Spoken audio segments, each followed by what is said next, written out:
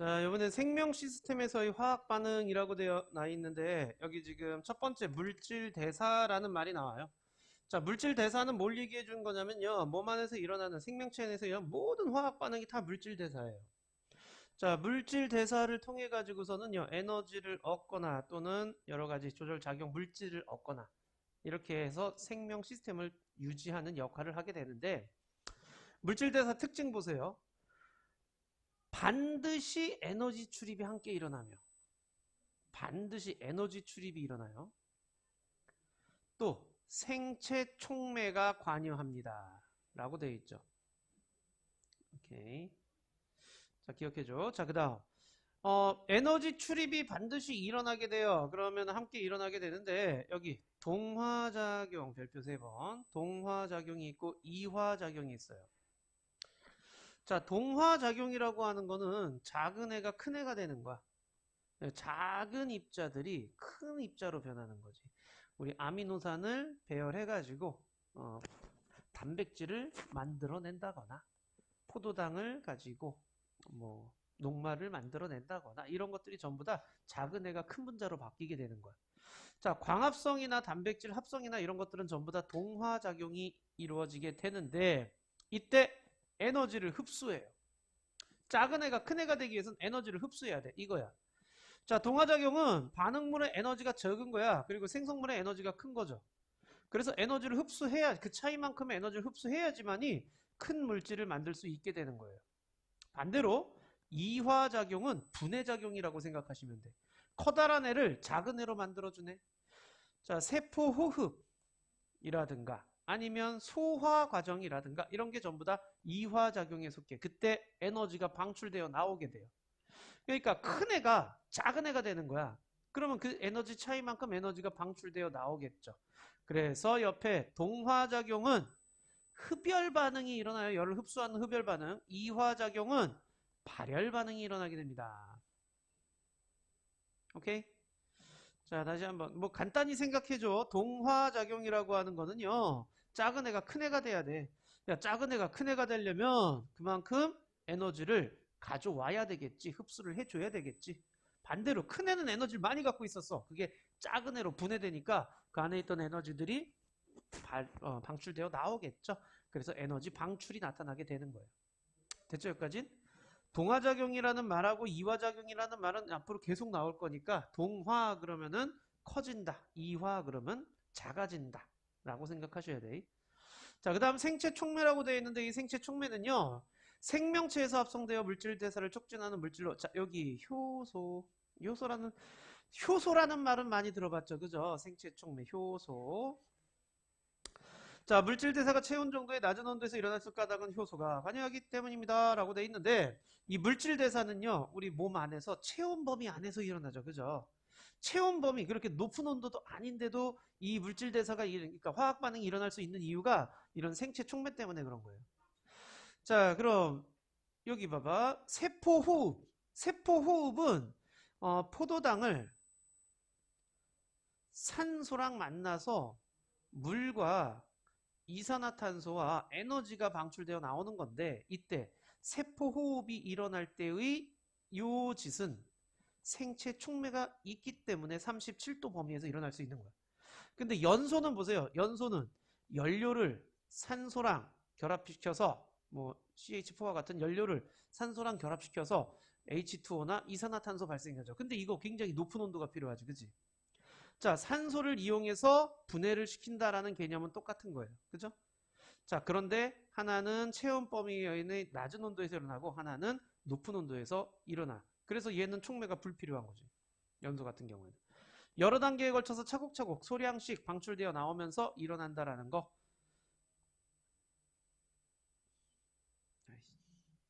자, 기억해 주시면 되겠습니다. 여기가 별표 꽝 크게 박아주세요. 효소의 기능 활성화 에너지를 낮추어. 자, 이 활성화 에너지가 그럼 무엇이냐? 반응할 수 있는 활성화 에너지를 낮추어. 이 활성화 에너지가 뭐냐? 우리가 화학 반응이 일어나는 데 있어 가지고서는요. 화학 반응이 일어나는 데 있어서 필요한 최소한의 에너지. 이게 활성화 에너지야. 자, 봐라. 반응물은 에너지가 많고 생성물은 에너지가 적어. 만약에 활성화 에너지가 없다면, 자, 여기 있는 활성화 에너지가 없다면 어떻게 되겠어? 많은 데서 적은 대로 자연스럽게 이동되겠죠. 그럼 세상에는 다 얘밖에 없겠지? 이렇지 않잖아. 그죠? 자, 이 이유가 뭐냐? 바로 요 활성화 에너지가 있기 때문에 그래요. 자, 활성화 에너지는 반응물이 생성물이 되기 위해서 필요한 에너지라고 얘기를 해요. 요 언덕을 넘어가야지만이 생성물이 될 수 있다라는 그런 얘기야. 이게 활성화 에너지야. 근데 효소가 하는 일이 뭐냐? 이 활성화 언덕을 낮추는 일이야. 자, 이만큼의 에너지가 필요했는데 효소가 있으면 요만큼만 있으면 되는 거죠. 그래서 요만큼의 에너지만 있어도 쉽게 넘어갈 수 있는 거죠. 즉 효소가 있으면 에너지가 적게 들여서 화학 반응이 물질 대사를 일으킬 수 있게 된다라는 그런 얘기예요. 활성화 에너지는 화학 반응이 일어나는데 필요한 최소한의 에너지. 이게 크면은 반응이 일어나기 어려운 거예요. 활성화 에너지가 클수록 반응이 잘 못 일어나. 그걸 넘어가기 힘드니까. 자, 효소가 없을 때보다 있을 때 활성화 에너지가 적어지므로 반응이 빠르게 일어날 수 있죠. 효소가 있으면 반응이 빠르게 일어나요. 활성화 에너지를 확 낮춰버리니까. 자, 반응물 에너지가 생성물 에너지가 크므로 진행이 되는 반응열이 방출됩니다. 자, 여기에서 여기까지. 반응물과 생성물의 요 에너지 차이가 바로 방출되어 나오는 반응열이 되는 거죠. 자, 반응물 에너지가 생성 차이로 효소 유무에 관계없이 일정하다. 요거 체크 꼭 좀 해놔. 반응열은요, 그냥 내가 이거 지금 현재 100을 갖고 있었어. 근데 화학 반응이 일어나고 나면 10만 있어야 돼. 얼마가 에너지가 사라져? 90이 사라지는 거야. 근데 활성화 에너지가 막 50이야. 그러니까 100에서 여기 10이 되기 위해서 50의 에너지를 얻은 상태에서, 즉 150이 됐다가 10이 되는 개념이야. 그럼 여기 150에서 10, 140이 그 에너지 방출한 거냐? 그렇지 않단 얘기야. 반응열은요, 얘가 원래 갖고 있던 에너지하고 그 다음 생성물의 에너지를 그냥 빼주기만 하면 돼. 이 위에 있는 활성화 에너지가 얼마냐, 그거는 상관이 없다라는 얘기야. 이해돼요? 무슨 말인지? 간단한 얘기야. 얘가 가진 거, 얘가 가진 거 그냥 둘이 빼가지고 그 차이가 반응량. 끝. 오케이? 활성화 에너지 여부 상관하지 않아요. 효소 유무에 관계없이 이 값은 일정하다라는 거 기억해 주시면 됩니다. 또 요번에는 아까 지금 얘는 반응물이 에너지가 많고 생성물이 적을 때죠. 그럼 반대로 반응물의 에너지가 적고 생성물의 에너지가 많을 때예요. 자, 이때 얘도 그냥 이렇게 가는 게 아니라 이 언덕이 있어. 그러면은 여기서부터 여기까지가 활성화 에너지야. 알겠죠? 활성화 에너지가 이렇게 되는 거야. 그래서 이걸 넘어가 줘야 돼. 근데 효소가 있으면 이거를 좀 낮춰주는 거지. 그래서 이걸 쉽게 넘어갈 수 있게 해주는데, 여기서 봐봐. 반응열. 이 활성화 에너지에 상관없이 생성물과 반응물의 그 차이를 얘기하는 거다라는 거. 됐니? 이해됐니? 오케이. 자, 효소의 작용입니다. 이 효소의 작용은요, 효소 주성분은 단백질이에요. 그래서 이 효소가 입체적인 구조를 갖고 있는 거야. 그래서 반응물과 결합을 해서 활성에너지를 낮추는 반응을 촉진하는데, 효소는 촉매예요. 자, 촉매라고 하는 거는요, 여기 촉매라고 하는 건 화학 반응이 일어날 때 활성화 에너지를 낮추어 반응 속도를 변화시키는 물질. 근데 자신은 그대로 남아있다. 촉매는요, 화학 반응에 참여한다는 개념이 아니야. 활성화 에너지를 낮추거나 높이거나 하는 애인데 자기 자신은 변하지 않아요. 반응에 참여한 게 아니니까. 그래서 여기 지금 효소 있죠? 반응물이 왔죠? 꽝 부딪혀서 이 화학 반응이 일어나서 쪼개져 가지고 생성물이 됐죠? 근데 효소는 변화가 없어요. 그러니까 효소는 재사용이 가능한 거야. 알겠지? 효소는 재사용이 가능해. 효소마다 고유한 입체 구조를 갖고 있어요. 자, 그리고 효소 입체 구조에 맞는 기질하고만 결합해요. 그러니까 이걸 기질특이성이라고 얘기를 합니다. 기질특이성. 입체 구조에 맞지 않아 효소와 결합하지 못하는 물질에는 효소가 작용할 수 없다. 이게 무슨 말이냐? 이런 효소는 이런 모양하고만 반응하지 얘하고는 반응하지 않는다라는 얘기야. 이걸 기질특이성이라고 얘기를 해. 녹말을 몇 당으로 분해시킬 수 있는 애는 아밀레이스밖에 없어. 그죠? 왜? 아밀레이스만이 녹말이랑 결합할 수 있기 때문에 그런 거야. 오케이? 자, 그런 소화 효소라든가 이런 것들도 우리 왜 영양소들마다 그 각각 있었잖아요. 자, 효소는 화학 반응이 일어날 때 생성물과 분리돼요. 생성물과 이렇게 분리되고 나면은요, 다시 재사용할 수 있다라는 거. 여기까지 알겠죠? 자, 그래서 이걸 기질특이성이라고 얘기를 하는 거야. 한 종류의 효소는요, 한 가지 반응물하고만 반응해요. 아밀레이스는 녹말하고만 반응해요. 그래서 엿당화해요. 근데 단백질하고는 반응 못해요. 자, 효소 재사용도 가능해요. 자, 이게 촉매 기능으로서 구조와 성질이 변하지 않았죠. 그래서 생성물 발생한 후에도 역시 다시 또 쓸 수 있다라는 얘기야. 알겠니?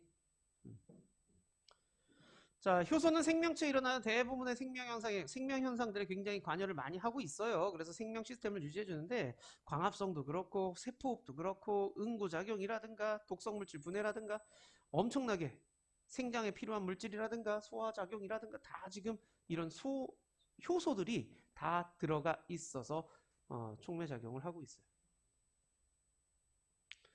과산화수소 분해 실험. 자, 이 과산화수소를 분해시키면 물과 산소가 되는데, 자, 이때 감자 조각, 생간 조각 이렇게 있죠. 감자 조각, 생간 조각. 자, A 시험관에는 아무것도 안 넣었어요. 반응 속도가 굉장히 느리고요. 분해가 잘 일어나지 않는 것처럼 보여. 굉장히 느리게 일어나. 근데 B와 C를 넣게 되면 감자나 생간을 넣잖아요. 그럼 막 일어나면서 기포가 발생되는 걸 볼 수가 있어요. 그럼 그 기포가 산소인지 아닌지 확인하는 방법은 바로 꺼져가는 불씨를 집어넣는 거죠. 불씨가 다시 타오르면 이거 산소구나라는 걸 알 수 있죠. 그래서 여기에 여기 지금 기포가 발생했다는 얘기는 과산화수소가 물과 산소로 분해가 됐다는 얘기였지. 근데 그 시험관에다가 기포 발생이 끝났어. 그러면은 다 분해가 일어난 거겠지. 근데 거기에다가 과산화수소를 또 집어넣네. 그랬더니 다시 기포가 발생을 해. 그 얘기는 뭐예요? 이 안에 들어있는 감자 조각이나 생간 조각, 그 감자 조각이나 생간 조각 안에 있는 이 과산화수소를 분해시킬 수 있는 효소가 그대로 남아있다라는 그런 뜻이야. 알겠죠? 자, 효소는 생체 속매로서 활성이 낮추어 반응이 쉽게 빠르게 일어나도록 합니다라는 거. 자, 일상생활에서 발효식품이라든가 생활용품 이런 것들, 천연 뭐 세제라든가 이런 것들, 천연 효소첨가 치약이라든가 이런 것들 많이 쓰고 있고요. 그 다음 고기 젤 때 키위 같은 거 집어넣는 것도 단백질 연하게 만들어주는 거예요. 자, 식혜 만들 때 아밀레이스 집어넣는 거. 자, 그 다음에 의학 분야, 소화제라든가 그 다음 산업 분야 이런 제품 생산하는데도 역시 효소가 쓰이고 있고요. 환경 분야도 한번 봐주시면 되겠어요. 어려운 거 있니 여기?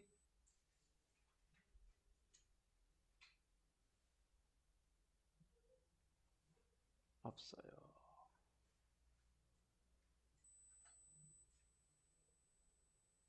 오케이. 자, 그럼 개념 확인 보자. 자, 개념 확인 같은 경우에는요, 거기 1번에 물질 대사죠, 물질 대사. 생명체에서 일어나는 모든 화학 반응 물질 대사고요. 그 다음, 작은 분자를 큰 분자로 합성하는 걸 무슨 작용이라고 하느냐? 동화작용이라고 얘기를 하고, 큰 애를 작은 애로 분해하는 걸 이화작용이라고 얘기를 하죠. 자, 우리가 얘기하는 그 화학 반응이 촉진하는 생체 촉매 바로 효소가 되는 거죠. 자, 화학 반응이 일어나는 필요한 최소한의 에너지를 뭐라고 한다? 활성화 에너지라고 얘기를 해요. 자, 효소는 이 활성화 에너지를 낮춰주는 거죠. 자, 효소는 입체구에 들어맞는 반응물과 또는 기질이라고도 얘기를 해요. 반응물과 결합하여 활성화 에너지를 낮추고요. 특정 기질하고만 반응하는 걸 뭐라고 한다? 기질 특이성이라고 얘기를 했죠. 기질 특이성 7번에.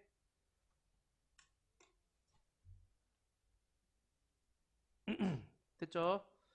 오케이. 자, 밑에 7번까지 한번 해볼까요?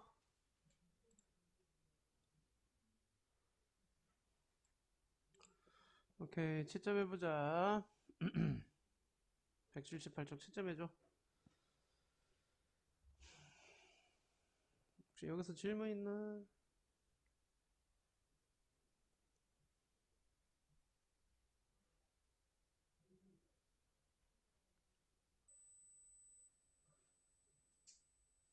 질문! 질문 없어요? 자, 그래서 효소의 기질 특이 반응물의 농도라고 되어 있는데요. 자, 요것 좀 한번 봐봐. 가 구간에서는 반응물의 농도가 많아지면 많아질수록 반응 속도가 빨라지고 있었는데 어느 순간부터 더 이상 반응물의 농도가 많다 그래서 속도가 빨라지진 않아. 이거 왜 그러느냐? 반응할 수 있는 모든 효소들이 다 반응에 참여하고 있다면 얘가 아무리 많아도 반응물이 많아도 속도가 늘 빨라질 수 없는 거죠. 오케이? 그럼 나에서 속도를 빠르게 하는 방법은 뭘까요? 뭐 하면 돼 그냥. 효소가 다 일하고 있으니 효소를 더 넣으면 되죠. 그 얘기야. 자, 그 다음에 자, 효소와 온도인데 온도가 상승할수록 온도가 높아질수록 어떻게 되고 있어요? 지금 반응 속도가 빨라지고 있는 거 보이죠? 근데 어느 순간부터 급격하게 감소를 해요. 온도가 높아질수록 반응 속도가 증가를 해요. 왜냐면 그 온도가 높아지면은요 분자 운동이 활발해져요. 그래서 결합이 잘 일어나기 때문에 그래. 근데 최적 온도가 있어. 반응 속도가 최대일 때 사람 체온 정도의 범위에서 가장 활발한데 최적 온도 이상 되면 급격히 확 감소를 해요. 왜 그러느냐? 아까 효소의 주성분이 단백질이라고 얘기를 했죠. 단백질이 변형되는 거야. 단백질 변형이 일어나게 되면은요 입체 구조가 변하니까 효소로서의 사용을 못 하는 거죠. 그죠? 자, 그럼 효소 반응 속도가 감소하는 까닭은 그럼 방금 얘기한 거죠. 열에 의해서 단백질 입체 구조가 변하기 때문에 그런 거죠. 효소의 단백질 입체 구조가. 자, 다음 pH예요. 자, pH는 왜 우리 그 산성이냐 중성이냐 염기성이냐 얘기하는 건데요. 자, 펩신 기억나니 펩신? 단백질 분해 효소였죠. 그죠? 근데 어디에 있어? 위 안에 있어. 근데 펩신은요. pH가 2 정도는 돼야지 활발하게 움직여요. 아밀레이스 녹말 분해 효소였죠. 아밀레이스는 입에 있었죠. 그러니까 pH가 7이에요. 7 중성 2분. 그 다음 트립신은요. 소장 쪽에서 나타나요. 자, 그래서 이 트립신 같은 경우에는 pH가 8 정도 돼요. 왜냐하면 위를 지나서 소장으로 넘어올 때 염기성 물질을 뿌려줘서 중화시키거든. 그래서 그것 때문에 이런 식으로 나타나. 적정한 pH가 있다라는 얘기야. 자, 아밀레이스가 위에선 작용을 못합니다. 왜 그래요? pH가 아밀레이스의 적정 pH가 중성이죠. 근데 위로 들어가면은 pH가 산성이기 때문에 그래요. 됐지 여기까지? 오케이, 역시 또 뒤에 거 문제 빨리 해보자. 183쪽까지네요. 183쪽까지 한번 해보도록 하자.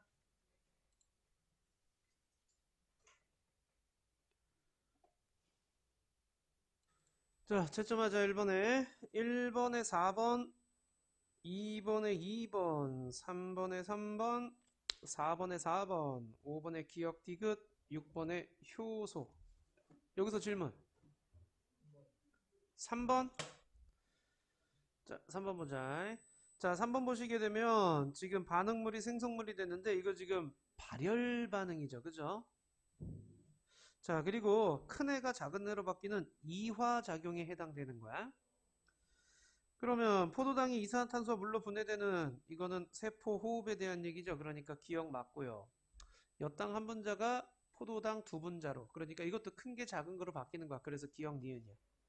뉴클레오타이드가 결합하여 핵산되는 건 작은 게 큰 게 되는 거예요. 동화작용이죠.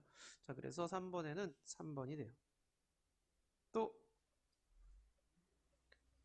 없어? 7번의 기억, 8번의 5번, 9번의 4번, 10번의 4번, 11번의 2번. 여기서 질문. 9번. 자, 9번 보시게 되면 보자. 깜짝이야. 자, 9번에 보시게 되면은 저기 B가 효소죠. 그죠? A는 반응물이에요. 근데 A가 주성분이 단백질이다. 이건 아니야. 그러니까 B의 주성분이 단백질인 거죠. A의 주성분이 단백질일 일은 없죠. 그러니까 반응물은 종류에 따라 다른 거예요. 오케이. 여러 가지, A는 여러 가지 종류가 있는 거고, B는 이화작용에 관여하는 거다라는 걸 어떻게 알아? 지금 A는 큰데, CD는 조그매졌지. 그러니까 큰 애가 작은 애로 바뀌는 거야. 이화작용이죠. 그래서 니은 맞고요. 가의 형성 빈도가 높을수록 CD 생성량이 그러니까 합쳐진 애들이 많을수록 CD가 많이 만들어지겠죠. 그 얘기야. 그래서 니은 디귿이야. 또 질문 11번. 자, 감자를 이용해서 과산수 분해 실험을 하게 되는데 감자 조각이 5개 들어가 있고 과산수 수가 100, 150 들어가 있네요. 자, 옳은 것만 보기 위해서 골라주세요. 감자는 과산수 분해하는 효소가 들어있다. 이건 맞는 얘기지. 그죠? 즉 감자가 없는 애는 커지지 않았고 감자가 있는 쪽에서는 커졌으니까. 그 다음 니은의 효소 양이 일정할 때 반응물이 많을수록 생성물이 많다. 그러니까 B와 C를 비교하는 거지. 감자 조각이 동일한데 150짜리가 더 크잖아.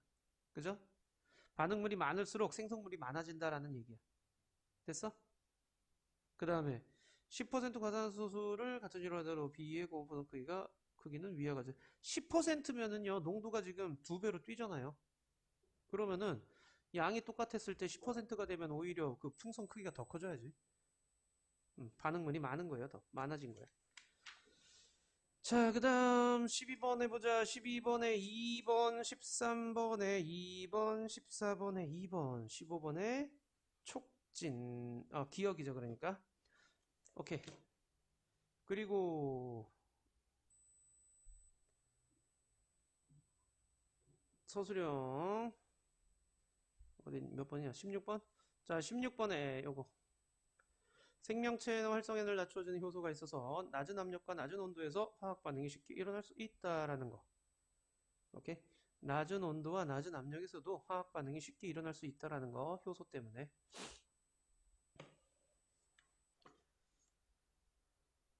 됐나?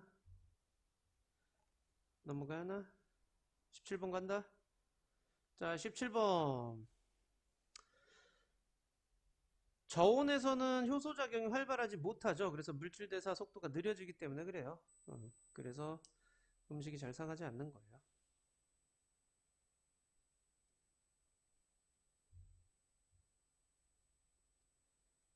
됐죠? 넘어간다. 자, 18번에는 효소는 반응물과 결합하여 작용하고 입체 구조가 맞는 특정 물질에만 작용하고 효소는 반응 전후에 변하지 않고. 오케이?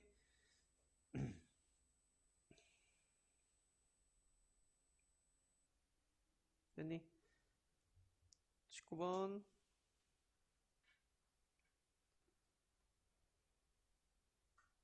자, 물질 여러 단계가 걸쳐 일어나며 각 단계마다 다른 종류의 효소가 필요하게 되는 거죠.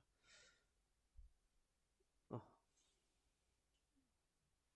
자, 한 종류의 효소는 한 가지 반응물만 반응을 해요. 그렇기 때문에 단계마다 다른 효소가 필요하게 되는 거야.